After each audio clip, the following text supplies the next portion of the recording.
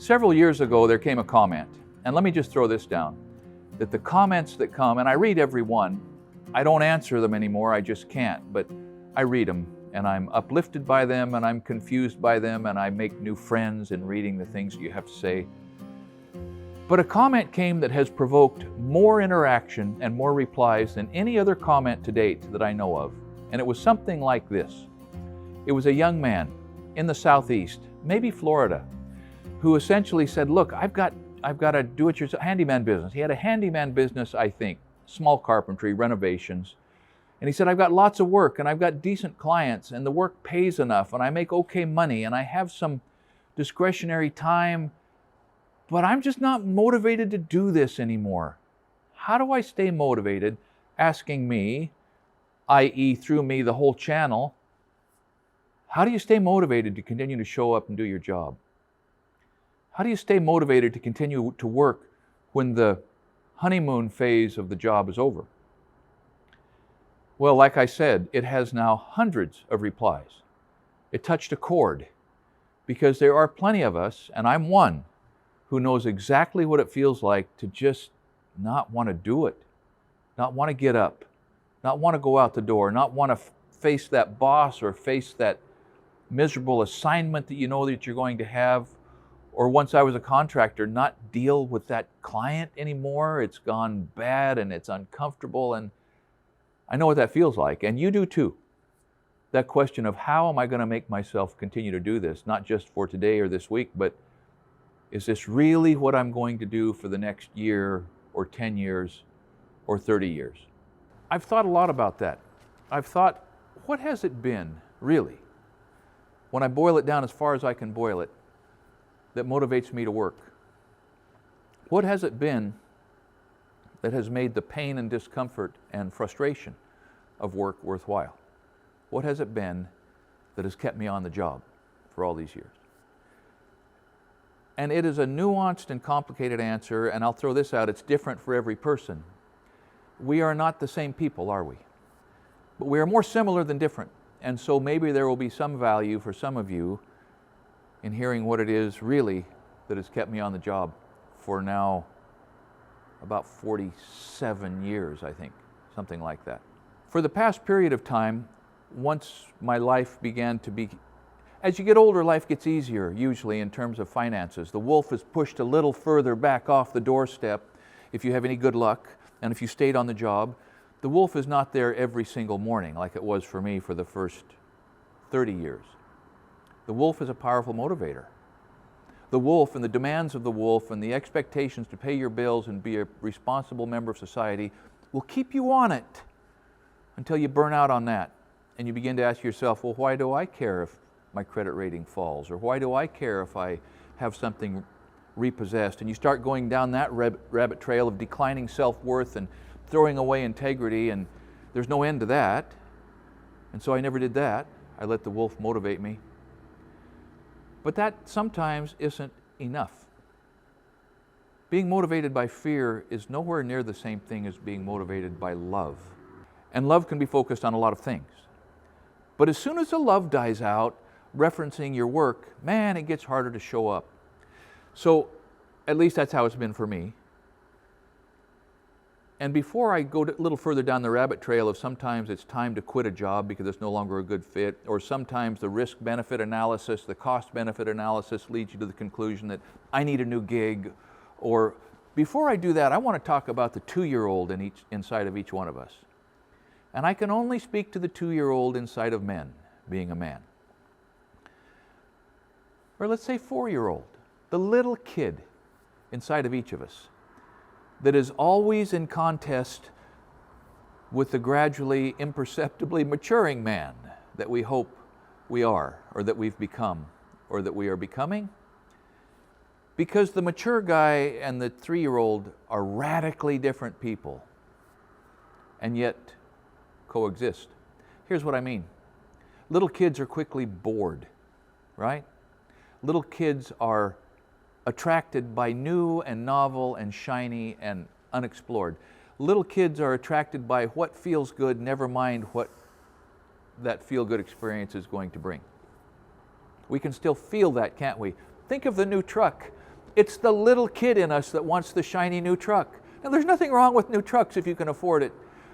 But a little kid wants a new skateboard or a new set of Legos or a new whatever's on the checkout aisle, and he drives his mom crazy begging for it. He wants it so bad it aches. We all continue to feel that.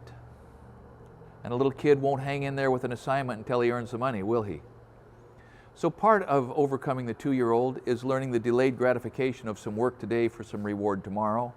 All right, everybody gets that. But after a while, and I think the guy that commented was saying, I have what I need for my toys. And yet that motivation is wearing thin. The reason for that is the urge for toys is not the kind of love that's going to keep you on the job. It's going to keep you motivated, keep you becoming a good hand. So there have been a lot of things that have helped me stay motivated through different stages of my life. 20s, 30s, 40s. And they've varied from being more productive and making more money to doing better work within the time budget I had to impressing somebody that I wanted to be mentored by. And those motivations are all good as far as they go. But the thing that has stood me in the best stead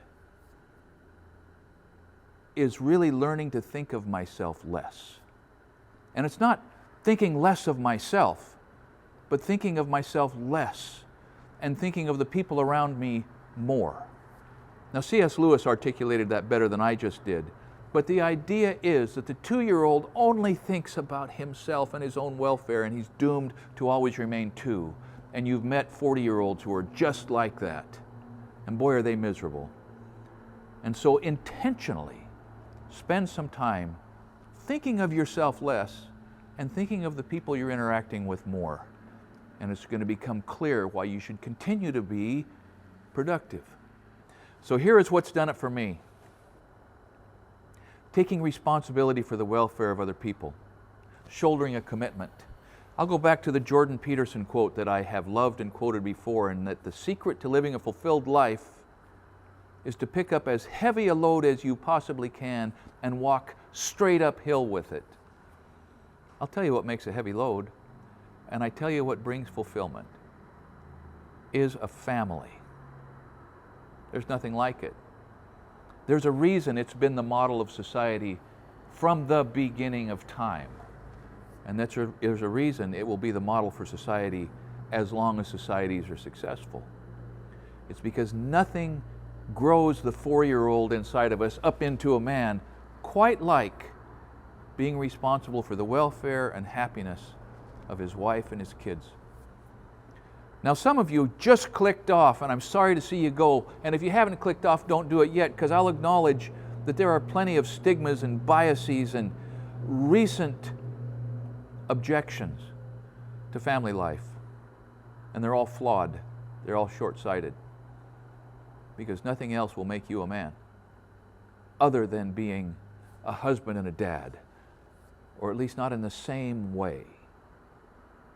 That probably just made some of you mad. It probably hurt some of you who have not been able to have that experience through no fault of your own.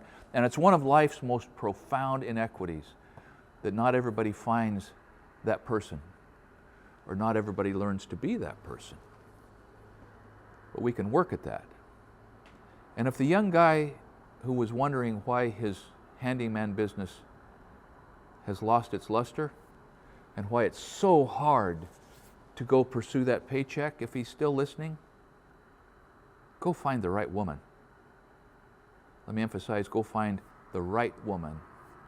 And then get busy and have some children. And pick up that burden that will give your work cosmic meaning, that will provide maturity and enrichment and fulfillment in your life, and frustration, and opportunities for compromise and growth and development in you that can come in no other way for the rest of your life. Does it include disappointment? You bet. Does it include breathtaking vistas of your own inadequacy? You bet. Does it include the clear reason that you should get up in the morning and grab those work boots, or whatever your job entails, and go hit it harder? You bet. Does it provide the motivation to, I'm not getting anywhere working for this guy, I'm finding a new job, or I'm going into business for myself? Yes. Yes. Does it provide the incentive to take a risk once in a while in order to not just make your situation better and maybe buy that new truck, but make their situation better? Because you love them. And love is a motivation that will inspire our very best efforts. So let me hit pause right here, because clearly I'm speaking to you from my experience, and it may not be your experience. What does it look like for you if you just don't have a wife? If I'm speaking to women right now, what if you haven't found the right man? That's a circumstance that's hard for me to speak to, but I know people with that circumstance. I know people with that circumstance who have continued to find motivation in love because of their attachment and connection with other people, maybe extended family, maybe a really worthwhile service organization, maybe a school, maybe your church. So whatever it is that will accept your efforts to move something forward without any direct benefit to yourself, that's the thing that you can approach with love.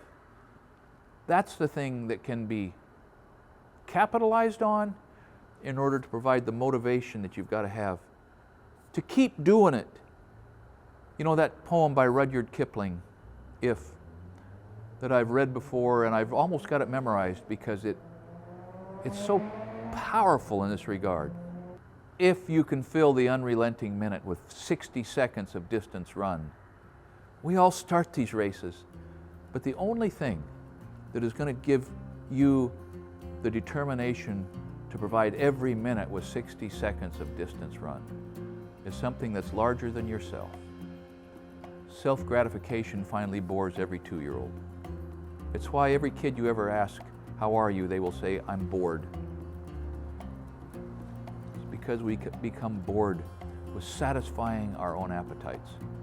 And we become energized and fully human and men if we can commit ourselves to helping satisfy the needs of some of the people around us. And nothing else will do it. Thanks for watching Essential Craftsman, and keep up the good work.